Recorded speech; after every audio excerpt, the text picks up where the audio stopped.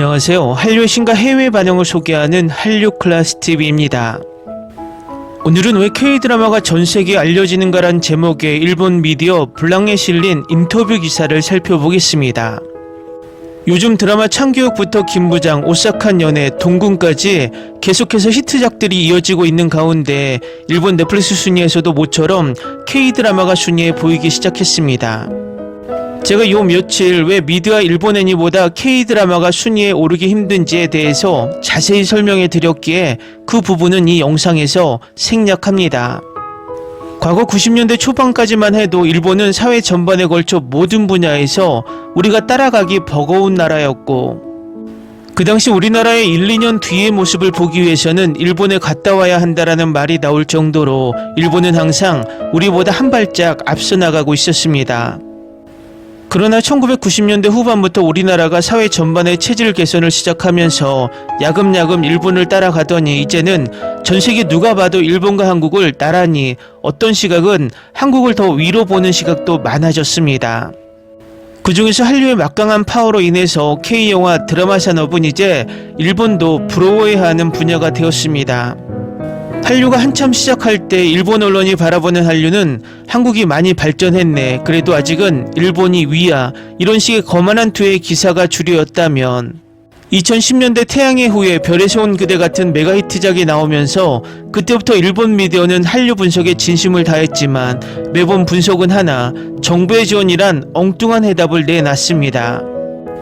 결국 이런 일본의 시각은 일본도 정부가 막강한 지원을 하면 다시 일본 문화의 융성기를 만들 수 있다는 신념으로 쿨 재팬이란 정부 지원을 시작했지만 이 정책은 완전 실패했고 몇천억의 돈만 공중에 날려버리고 올해 그 정책은 종료되었습니다. 일본이 실패한 이유는 아주 단순합니다. 한류를 이겨야 된다는 단순한 정신승리로 문제의 해답을 찾았기 때문입니다. 한국은 일본을 이겨야 한다가 아니라 좋은 것을 배워야 한다라는 자세로 출발했기 때문에 일본의 아이돌 육성 시스템을 가져와 발전시켜 K-팝을 키웠고, 일본의 드라마 영화의 장점들만 가져와 K-드라마 영화에 녹여내서 발전시켰습니다. 물론 한국은 일본의 장점만 가져온 것이 아니라 미국의 장점도 많이 가져왔습니다. 어쨌든 이제 일본의 언론들은 약간 태도를 바꿔 진지하게 한국의 드라마를 배우고 싶은 모양입니다. 그래서 요즘은 일본에서 개최되는 한국 미디어 행사가 늘어나고 있습니다. 이번 기사도 그 미디어 행사에서 이루어진 한국 제작자들의 인터뷰 기사인데, 하지만 일본이 한국의 시스템을 배우려면 가장 큰 벽이 있습니다. 그것은 바로 아직도 공중파 방송국이 주도하는 드라마 제작 환경에 머물고 있다는 것입니다. 과거 한국 공중파 방송의 폐해였던 방송국 PD의 막강한 권력과 후원 기업의 막강한 입김이 아직도 일본 미디어를 장악하고 있다는 것입니다. 이런 가장 베이스에 깔린 시스템 적폐를 바꾸지 않는 한 일본 미디어가 한국을 따라잡기엔 현실에선 아직 불가능합니다. 이 기사에는 우리가 몰랐던 한국 드라마 제작자들의 생각을 들을 수 있습니다. 물론 이 관계자들은 일본 투자자들에게 어필해서 투자를 목적으로 발언을 하는 것이 중간중간 티가 나긴 합니다. 각서라고 바로 기사를 보시겠습니다. 일본 도쿄에서 개최된 뉴 언록 2016년 일본 정상회의 패널 디스커션에서 한국의 유력 영상기업 4개사가 밝힌 K드라마의 글로벌 흥행 비결은 감정 묘사의 강점, 선진기술 융합, IP 다각화이며 향후 한일 공동 제작은 단순한 협력을 넘어선 공동 창작으로 진화될 전망입니다. 일본 영상 비즈니스 미디어 블랑의 최신 리포트에 생생하게 담긴 한국 제작자들의 핵심 강점과 한일 협업의 미래 전망을 자연스럽게 분석해 드립니다. 한국문화체육관광부가 주최하고 한국콘텐츠진흥원이 주관하는 유녹 2026년 인 재팬 서밋이 지난 7월 7일에 개최되었습니다. 한국은 어떻게 글로벌 히트 영상 콘텐츠를 만들어내는가라는 주제로 진행된 패널 토론에는 한국의 유력 영상 기업인 와이남 미디어, 스튜디오 이온, 이분 ENT, 위메드 등 4개사가 참여했습니다. 이날 토론에서는 드라마 쇼폼 3D 애니메이션의 제작 구조부터 히트작을 수익형 IP로 키워내는 비즈니스 설계, 그리고 일본과의 공동 제작 가능성까지 다채로운 주제가 폭넓게 다뤄졌습니다. 한국 영상 콘텐츠가 글로벌 무대에서 통하는 경쟁력으로 4개사는 크게 2가지, 바로 감정 묘사력과 기술 활용력을 꼽았습니다. 와이낫 미디어의 이민석 대표는 약 10분 분량의 웹드라마 시장을 한국에서 개척하며 10년간 147개의 IP와 670만 명의 구독자를 확보해온 성과를 소개했습니다. 그는 한국 드라마의 경쟁력에 대해 한국 드라마는 감정 표현이 뛰어납니다. 있는 그대로의 현실을 담아내는 리얼리티와 사회를 바라보는 관찰력이 로맨스, 사회파, 휴먼 드라마의 강점으로 이어집니다라고 말했습니다. 이분 ENT의 김연아 대표 역시 감정과 진정성 그리고 장르를 확장해 나가는 기획력을 강점으로 꼽았습니다. 반면 스튜디오 이온의 이영민 실장이 꼽은 핵심 경쟁력은 기술 활용력이었습니다. 업계에서 선제적으로 언리언 엔진을 도입해 대표작 아머드 사우루스를 일본 지상파에 방송하고 미국 디즈니 플러스에 유통한 스튜디오 이온은 원천 기술을 직접 개발하지 않더라도 이미 나와 있는 기술을 가장 빠르게 현장에 적용하고 최적화에 활용하는 능력이 바로 한국 기업의 강점이라고 밝혔습니다. 위메드의 김용선 대표는 여성 시청자를 타깃으로 한 특화 콘텐츠 제작 노하우를 바탕으로 글로벌 OTT의 플랫폼들이 IP를 독점하기 위해 치열하게 경쟁하는 상황에서 돌파구가 될 수 있는 것은 바로 공동 제작이라며 한일 협업에 대한 강한 기대감을 내비쳤습니다. 이민석 대표가 높이 평가한 것은 일본의 만화 애니메이션 산업 생태계였습니다. 그는 한국의 K-드라마도 이를 벤치마킹에 따라잡아야 한다라며 그 핵심 열쇠로 IP의 세분화를 꼽았습니다. 이는 IP를 하나의 덩어리로만 보는 것이 아니라 만화 애니메이션처럼 캐릭터 스토리 세계관을 각각 분리해 기획함으로써 비즈니스 루트를 다각화하는 전략입니다. 실제로 넷플릭스 비영업권 1위를 기록한 월간 남친의 경우 넷플릭스가 모든 독점 권리를 매입했음에도 불구하고 이런 분산 설계 덕분에 향후 애니메이션이나 게임화로 확장하기에 유리한 작품 구조를 갖추게 되었다고 설명했습니다. 위메드 김용선 대표는 설립 7년 만에 9개 작품 중 7개의 작품의 IP를 직접 보유한 성과를 바탕으로 IP를 가지고 있어야만 회사도 프로듀서도 함께 성장할 수 있다라고 단언했습니다. 그는 이어 애니메이션을 좋아하는 팬덤과 드라마를 좋아하는 팬덤은 확실히 결이 다르다라며 애니메이션과 실사라는 두 영역이 서로 협력하며 만들어내는 컨텐츠야말로 앞으로 매우 중요하다라고 밝혔습니다. 이는 양국이 IP를 공유하며 공동 개발하는 비즈니스의 가치를 강조한 것입니다. IP 개발의 과제와 관련해서 스튜디오 이온의 이영민 실장은 AI 활용에 대한 사회적 수용성을 꼽았습니다. 그는 작품 제작에 AI가 도입되었을 때 그것이 소비자들에게 거부감 없이 받아들여질 수 있는가가 이제 매우 중요한 요소가 되었다고 밝혔습니다. 김연아 대표는 가장 큰 관문은 이것이 좋은 사업이라는 점을 증명해 나아가는 과정이라고 말했습니다.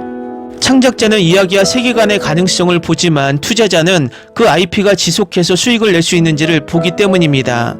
그렇게 기획 단계부터 시즌화, 포맷 판매, 라이선싱, 굿즈 유통까지 연결되는 비즈니스 구조를 설계해야 한다고 강조했습니다. 아울러 파일럿 영상이나 팬덤의 반응 같은 작은 검증 지표들을 차근차근 쌓아 올리는 것이 무엇보다 중요하다고 덧붙였습니다. 와이낫 미디어는 유튜브에서 칸까지라는 슬로건을 내걸고 쇼폼 콘텐츠로 축적한 IP를 다양한 장르로 확장하는 멀티 장르 전략을 추진하고 있습니다. 최근에는 AI 워크플로우의 자사의 제작 에셋과 고객 데이터를 접목하여 이렇게 축적된 데이터가 제작물의 완성도를 높이는 것은 물론 상품화에도 기여하는 비즈니스 구조를 구축하고 있다고 밝혔습니다.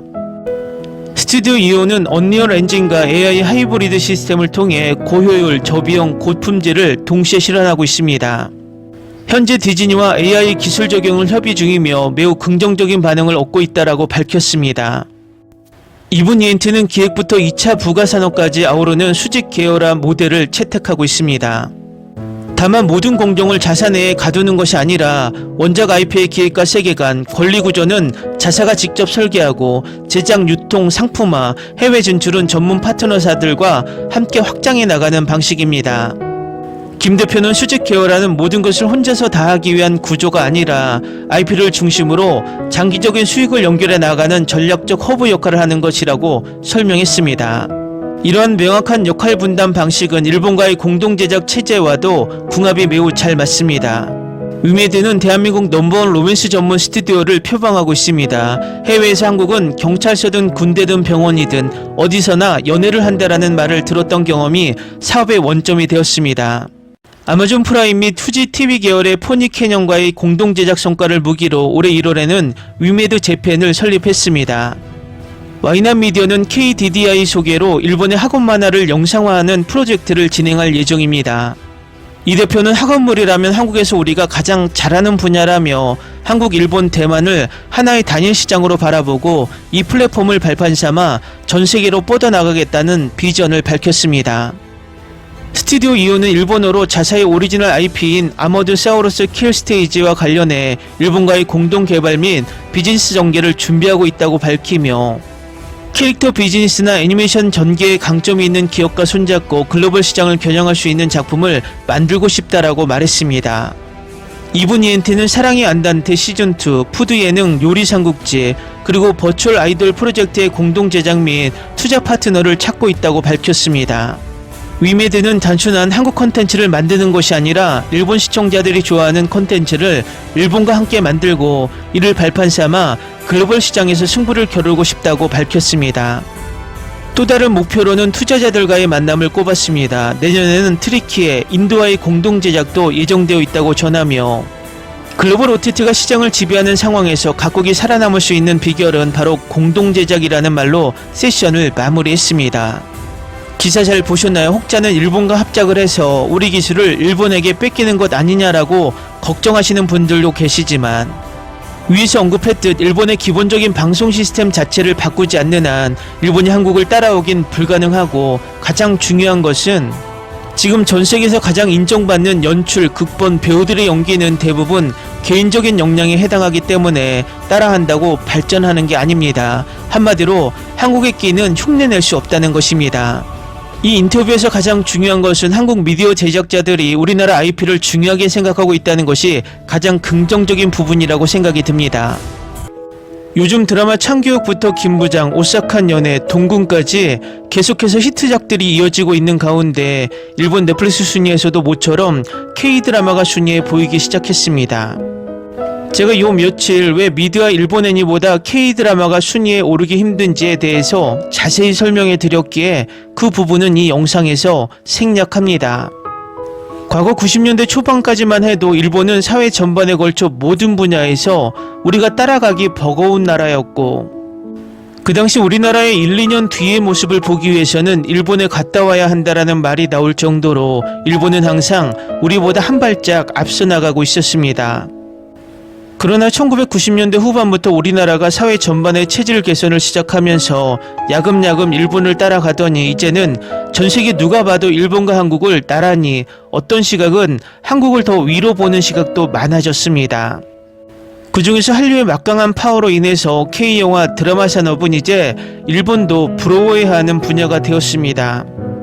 한류가 한참 시작할 때 일본 언론이 바라보는 한류는 한국이 많이 발전했네, 그래도 아직은 일본이 위야, 이런 식의 거만한 투의 기사가 주류였다면 2010년대 태양의 후예, 별에서 온 그대 같은 메가히트작이 나오면서 그때부터 일본 미디어는 한류 분석에 진심을 다했지만 매번 분석은 하나, 정부의 지원이란 엉뚱한 해답을 내놨습니다.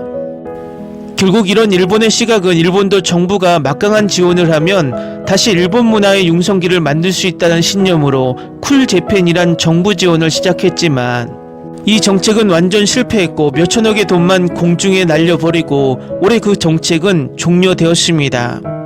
일본이 실패한 이유는 아주 단순합니다. 한류를 이겨야 된다는 단순한 정신승리로 문제의 해답을 찾았기 때문입니다.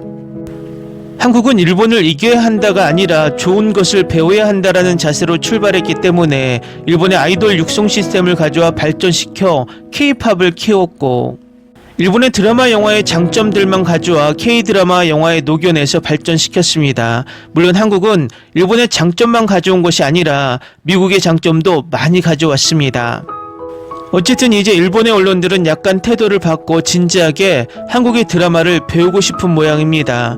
그래서 요즘은 일본에서 개최되는 한국 미디어 행사가 늘어나고 있습니다. 이번 기사도 그 미디어 행사에서 이루어진 한국 제작자들의 인터뷰 기사인데, 하지만 일본이 한국의 시스템을 배우려면 가장 큰 벽이 있습니다. 그것은 바로 아직도 공중파 방송국이 주도하는 드라마 제작 환경에 머물고 있다는 것입니다. 과거 한국 공중파 방송의 폐해였던 방송국 PD의 막강한 권력과 후원 기업의 막강한 입김이 아직도 일본 미디어를 장악하고 있다는 것입니다.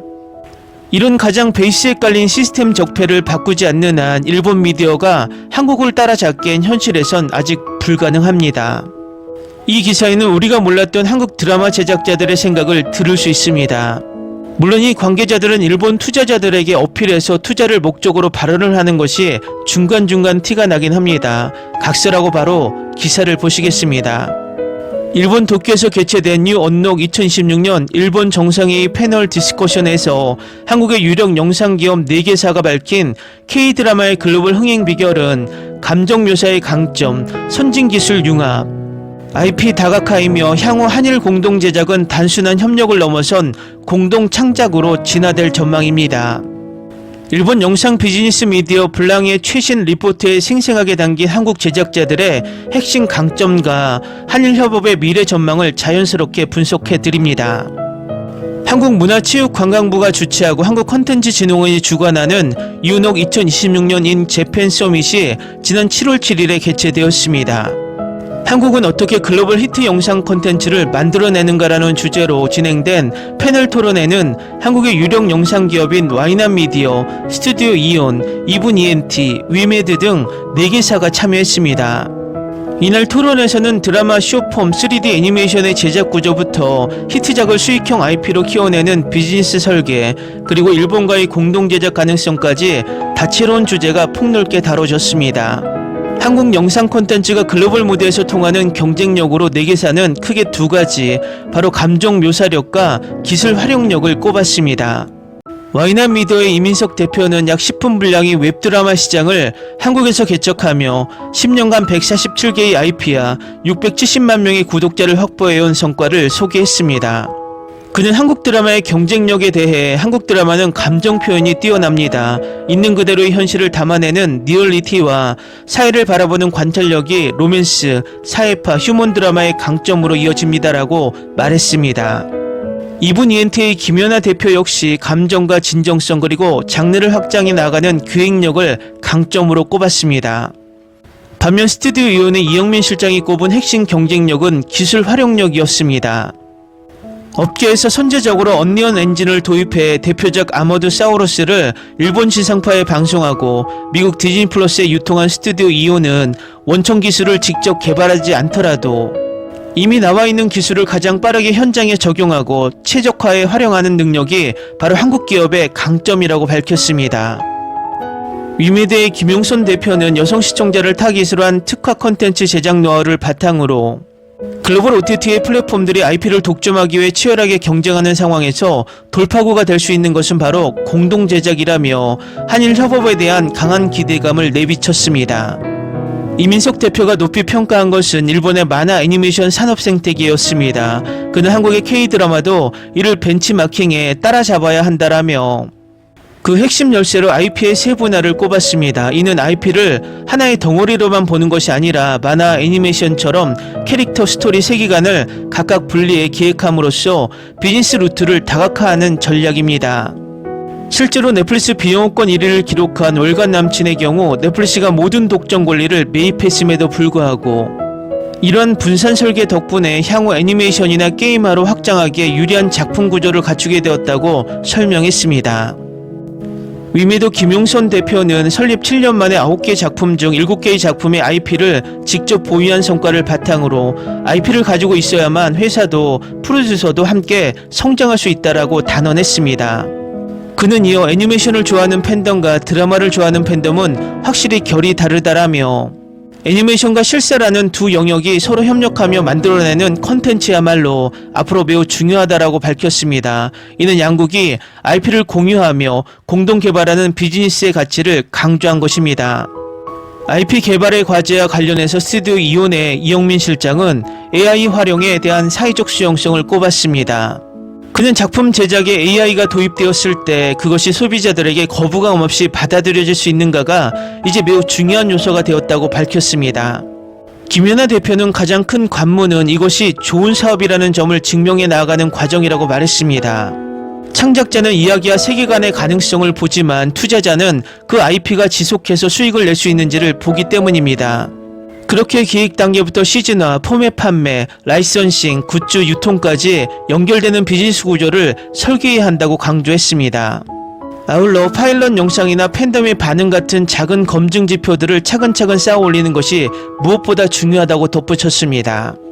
와이낫 미디어는 유튜브에서 칸까지라는 슬로건을 내걸고 쇼폼 콘텐츠로 축적한 IP를 다양한 장르로 확장하는 멀티 장르 전략을 추진하고 있습니다.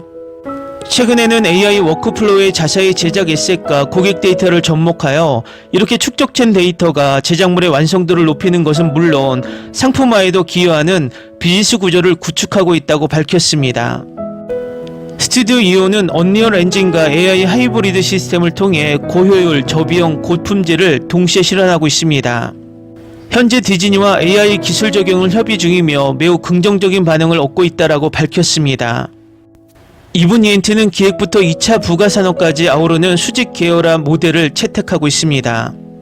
다만 모든 공정을 자사 내에 가두는 것이 아니라 원작 IP의 기획과 세계관, 권리 구조는 자사가 직접 설계하고 제작, 유통, 상품화, 해외 진출은 전문 파트너사들과 함께 확장해 나가는 방식입니다. 김 대표는 수직 계열화는 모든 것을 혼자서 다 하기 위한 구조가 아니라 IP를 중심으로 장기적인 수익을 연결해 나가는 전략적 허브 역할을 하는 것이라고 설명했습니다. 이러한 명확한 역할 분담 방식은 일본과의 공동 제작 체제와도 궁합이 매우 잘 맞습니다. 위메드는 대한민국 넘버원 로맨스 전문 스튜디오를 표방하고 있습니다. 해외에서 한국은 경찰서든 군대든 병원이든 어디서나 연애를 한다라는 말을 들었던 경험이 사업의 원점이 되었습니다. 아마존 프라임 및 후지 TV 계열의 포니 캐년과의 공동 제작 성과를 무기로 올해 1월에는 위메드 재팬을 설립했습니다.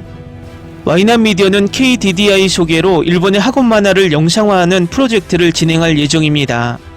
이 대표는 학원물이라면 한국에서 우리가 가장 잘하는 분야라며 한국, 일본, 대만을 하나의 단일 시장으로 바라보고 이 플랫폼을 발판 삼아 전 세계로 뻗어나가겠다는 비전을 밝혔습니다. 스튜디오 이오는 일본어로 자사의 오리지널 IP인 아머드 사우루스 킬 스테이지와 관련해 일본과의 공동 개발 및 비즈니스 전개를 준비하고 있다고 밝히며 캐릭터 비즈니스나 애니메이션 전개에 강점이 있는 기업과 손잡고 글로벌 시장을 겨냥할 수 있는 작품을 만들고 싶다라고 말했습니다. 이분 이엔트는 사랑의 안단테 시즌2, 푸드 예능 요리 삼국지, 그리고 버추얼 아이돌 프로젝트의 공동 제작 및 투자 파트너를 찾고 있다고 밝혔습니다. 위메드는 단순한 한국 콘텐츠를 만드는 것이 아니라 일본 시청자들이 좋아하는 콘텐츠를 일본과 함께 만들고 이를 발판 삼아 글로벌 시장에서 승부를 겨루고 싶다고 밝혔습니다. 또 다른 목표로는 투자자들과의 만남을 꼽았습니다. 내년에는 트리키의 인도와의 공동 제작도 예정되어 있다고 전하며 글로벌 OTT가 시장을 지배하는 상황에서 각국이 살아남을 수 있는 비결은 바로 공동 제작이라는 말로 세션을 마무리했습니다. 기사 잘 보셨나요? 혹자는 일본과 합작을 해서 우리 기술을 일본에게 뺏기는 것 아니냐라고 걱정하시는 분들도 계시지만 위에서 언급했듯 일본의 기본적인 방송 시스템 자체를 바꾸지 않는 한 일본이 한국을 따라오긴 불가능하고 가장 중요한 것은 지금 전 세계에서 가장 인정받는 연출, 극본, 배우들의 연기는 대부분 개인적인 역량에 해당하기 때문에 따라한다고 발전하는 게 아닙니다. 한마디로 한국의 끼는 흉내낼 수 없다는 것입니다. 이 인터뷰에서 가장 중요한 것은 한국 미디어 제작자들이 우리나라 IP를 중요하게 생각하고 있다는 것이 가장 긍정적인 부분이라고 생각이 듭니다. 사랑의 목요일부터 시작해서 주몽, 대장금으로 이어진 한국 사극 열풍이 처음 시작된 중국 내 K드라마 한류였다면 중국 대륙을 K드라마에 중독시키며 늪에서 빠져나오지 못하게 만들었던 드라마는 중국의 치맥 열풍을 불러온 별에서 온 그대입니다. 이 드라마가 얼마나 중국에서 인기가 있었는지는 그 당시 중국에 올라온 기사를 보면 바로 알 수 있습니다. 잠깐 2015년 중국 기사를 살펴보면 400년 된 하버드 출신 외계인이 거만한 여배우와 사랑에 빠지는 한국 드라마가 중국에서 집착 열풍을 일으켰고 중국 온라인 스트리밍사들은 다른 한국 TV 프로그램 중계권을 사들이기 위해 경쟁했고 가격은 거의 2배로 올랐습니다. 이후 중국 엔터테인먼트 규제 당국은 외국 TV 콘텐츠에 대한 규제를 강화하고 중국 온라인 비디오 시장을 제한하기 위한 광범위한 조치를 취하기 시작했습니다. 이 시장은 빠르게 성장하며 TV 방송국 프로그램의 인기 대안이 되었습니다. 중국 공식 통계에 따르면 2014년 말까지 TV 프로그램을 포함한 온라인 비디오는 4억 3,300만 명의 시청자를 기록하며 세계 최대 시장이 되었습니다. 중국 온라인 비디오 업계의 많은 내부자들은 새 지침 도입이 적어도 부분적으로는 별에서 온 그대에 의해 촉발되었다고 믿고 있습니다. 스트리밍 서비스 유쿠의 국제도달 수석 이사인 슈슝치는 이 프로그램이 한국 콘텐츠를 주류 시청자들에게 전달한다고 말합니다. 이 시리즈는 2013년 12월에 첫 방송을 시작했으며 첫 3개월 동안 25억 뷰 이상을 기록했습니다. 별에서 온 그대는 1990년대와 21세기 초 프렌즈처럼 환상적인 TV 시리즈입니다라고 소호 콘텐츠 전략 책임자 관용은 말했습니다. 물론 중국도 이런 드라마를 만들고 싶지만 여러 요소가 필요해요 라고 답변하는 기사가 재밌습니다. 그 당시 중국 포털의 분위기는 한국 드라마 랭킹을 발표할 정도로 뜨거웠습니다. 그 후 중국 정부에서는 K드라마 한류 열풍을 막기 위해 많은 수단을 강구했지만 실패했고 급기야 2017년 초에 사드를 핑계로 한알령을 내리기까지 했습니다. 중국 정부의 속셈은 K드라마와 K팝을 막고 그동안 중국의 연예 산업을 성장시켜 보겠다는 것이지만 10년이 지난 지금 그다지 성공적이진 않습니다. 중국 연예 산업은 K드라마를 계속해서 베끼기 바쁘고 중국의 자칭 C팝이라 불리는 중국 팝 또한 K팝의 아류라는 딱지만 붙어 있습니다. 결국 강력한 콘텐츠와 경쟁을 하지 않고 자기들끼리만 우물한 개구리로 살면서 경쟁하니 절대 발전이 없다고 개인적으로 판단됩니다. 중국은 한알령 10년 차인 올해도 K드라마의 전세계 성공을 부러워하며 최근에도 중국 언론은 넷플릭스 등 글로벌 OTT와 결합해 2026년 상반기와 하반기 시작부터 폭발적인 인기를 끈 참교육, 동궁 등의 흥행 사례를 바탕으로 K드라마의 성공 방정식을 매우 정교하게 분석하고 있는데 지금부터 기사를 살펴보겠습니다. 이 매체는 최근 글로벌 1위를 차지한 참교육처럼 현실의 학교폭력, 계급 갈등 등 무거운 사회적 이슈를 대중적 사이다 액션 복수극 형태로 풀어내는 능력을 극찬합니다. 단순히 자극적인 재미에 그치지 않고 인간성에 대한 깊이 있는 탐구를 병행하여 시청자들의 강한 공감대를 형성한다는 분석입니다. 중국 드라마 제작 환경과 비교했을 때 K드라마가 매번 신선한 소재를 낼 수 있는 가장 큰 차별점으로 작가 중심 시스템을 꼽았습니다. 자본이나 감독의 입김에 흔들리지 않고 작가의 독창적인 플롯과 대본의 디테일이 회신 없이 보장되기 때문에 매번 고품질의 작품이 탄생할 수 있다는 시각입니다. 과거 중국 관객들이 생각했던 K드라마의 고정관념, 뻔한 로맨스, 막장 가족극에서 완전히 벗어났다고 진단합니다. 판타지, 스릴러, SF, 크리처물, 오피스물, 오컬트 등으로 장르를 완벽히 다변화하면서 글로벌 시장의 트렌드를 선도하는 단계에 진입했다고 분석했습니다. 또 이 중국 매체는 한국 드라마가 단순한 로맨스를 넘어 글로벌 트렌드를 주도하게 된 배경을 매우 정교하고 객관적인 시스템의 차이로 진단하고 있습니다. 그리고 중국 내 K드라마의 인기를 한국과 중국이 공유하는 유교적 가치관이 진입 장벽을 낮추는 핵심 요인이라고 분석하는 동시에 중국 드라마가 따라잡지 못하는 한국 특유의 감정 연출력을 높이 평가합니다. 또 중국 시청자들이 K드라마에 빠지는 이유를 가족의 효, 사회적 정서 등 유교 문화적 배경이 유사하여 중국 관객이 이질감 없이 몰입할 수 있다고 분석합니다. 중국 평론가들은 한국 제작진은 감정선과 로맨스를 묘사할 때 대사, 조명, 배우의 섬세한 표정 등 디테일을 포착하는 능력이 독보적이라며 자국 콘텐츠가 가장 쉽게 모방하기 힘든 부분을 꼽습니다. 또 이 중국 매체는 동궁은 단순한 TV 드라마 수준을 넘어 화면의 프레임 하나, 도구 하나까지 거장 영화 감독의 예술작품을 보는 듯한 깊은 미학을 선사한다. 그러면서도 대중이 흥미진진하게 몰입할 수 있는 궁중 추리극의 반전 요소와 스릴을 한순간도 놓치지 않는 영리함을 보여준다. 예술성과 상업적 대중성이라는 두 마리 토끼를 완벽하게 잡아내며 글로벌 차트를 점령하는 한국 콘텐츠의 균형 감각이 진심으로 부럽다라고 분석합니다. 중국 드라마는 심의와 사전 제작 기간이 길어 대본 집행 후 방영까지 최소 1년 이상이 걸리는 반면 한국은 시장의 트렌드와 시청자의 실시간 피드백을 극에 즉각 반영하는 유연성을 가졌다고 비교합니다. 한국은 좁은 내수 시장에서 살아남기 위해 방송사 및 제작사 간의 서바이벌식 경쟁이 발생했고 이것이 작품의 질적 상향 평준화를 이끌었다고 분석하며 기사를 마칩니다. 다음은 중국 더우반에 올라온 K드라마 동궁에 달린 댓글 반응 중 중국 드라마 비교하며 자괴감에 빠진 중국 반응입니다.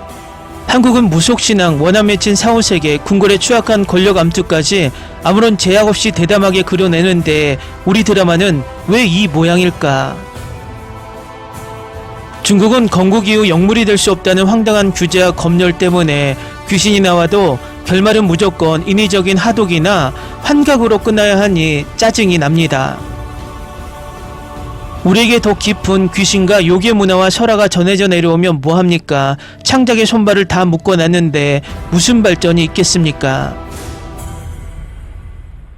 작품이 넷플릭스에 릴리즈 되자마자 전세계 비영어 TV 시리즈 2위에 오르고 아시아 각국 차트 정상을 휩쓸었다는 소식을 듣고 가슴이 답답해졌습니다. 전세계 수천만 명의 시청자가 한국 조선시대의 사극 건강과 전통 무속 문화를 안방에서 실시간으로 소비하며 열광한다는 사실이 경이롭기까지 합니다. 중국은 거대 내수시장에만 안주해 우물안 개구리처럼 우리끼리만 좋다고 자화자찬할 뿐 세계 무대에서는 완벽하게 소외되어 있다는 현실을 뼈저리게 깨달았습니다. 중국 사극들은 쓸데없이 회차를 수십 부작으로 길게 늘려 서사를 지루하게 만들고 중간에 맥락 없는 서브 플롯을 잔뜩 집어넣어 시청자들을 지치게 만듭니다. 반면 한국의 동궁은 단 8부작이라는 압축적인 분량 안에 완벽한 기승전결과 쉴 새 없는 반전을 촘촘하게 채워넣어 글로벌 정주행을 유도했습니다. 지루할 틈을 주지 않는 K드라마의 영리하고 스피디한 포맷 기획력과 과감한 편집 기술은 우리 제작사들이 100번 배워야 합니다. 넷플릭스가 한국 제작진에게는 수백억 원의 거액을 선뜻 투자하며 전세계 메인 배너에 걸어주고 대대적인 글로벌 마케팅을 펼쳐주는 현실이 부럽다 못해 배가 아픕니다. 중국에도 훌륭한 아이디어와 기획을 가진 유능한 감독과 작가들이 분명히 많지만 플랫폼의 투자 유치는커녕 국내 규제의 벽에 부딪혀 빛도 보지 못하고 사장됩니다. 한국 드라마 시장이 전세계 글로벌 미디어 생태계에서 누리고 있는 독점적 지위와 신뢰도가 부러울 뿐입니다. 지금 트위터와 인스타그램 등 소셜미디어를 보면 전세계 누리꾼들이 자발적으로 만든 동궁의 복선 해석글과 유쾌한 편집 영상들이 홍수를 이루고 있습니다. 드라마라는 하나의 콘텐츠를 전세계 시청자가 동시다발적으로 즐기며 놀이문화로 확장해 나가는 파급력은 중국이 감히 흉내도 낼 수 없는 영역입니다. 우리는 그저 폐쇄적인 국내 플랫폼 안에서 우리끼리 수치 조작된 데이터로 1위를 축하하는 자의행위만 반복하고 있을 뿐입니다. 댓글 반응 잘 보셨나요? 10년 전에 별에 세운 그대의 중국 열풍이나 10년이 지난 지금의 중국 내 K드라마 열풍은 더 뜨거워졌으면 뜨거워졌지 전혀 식지 않은 듯 합니다. 결론은 중국이 그렇게 열심히 침투하는 한류 열풍을 막으려 했지만 실패로 끝나고 있으며 오히려 중국 내 컨텐츠 산업만 우물안 개구리로 만들었다는 것입니다. 재밌게 잘 보셨나요? 여러분의 구독, 좋아요, 댓글, 알림 설정은 영상 제작에 큰 힘이 됩니다. 이 영상을 보신 모든 분들 항상 대박 나시고 행복하시길 바랍니다.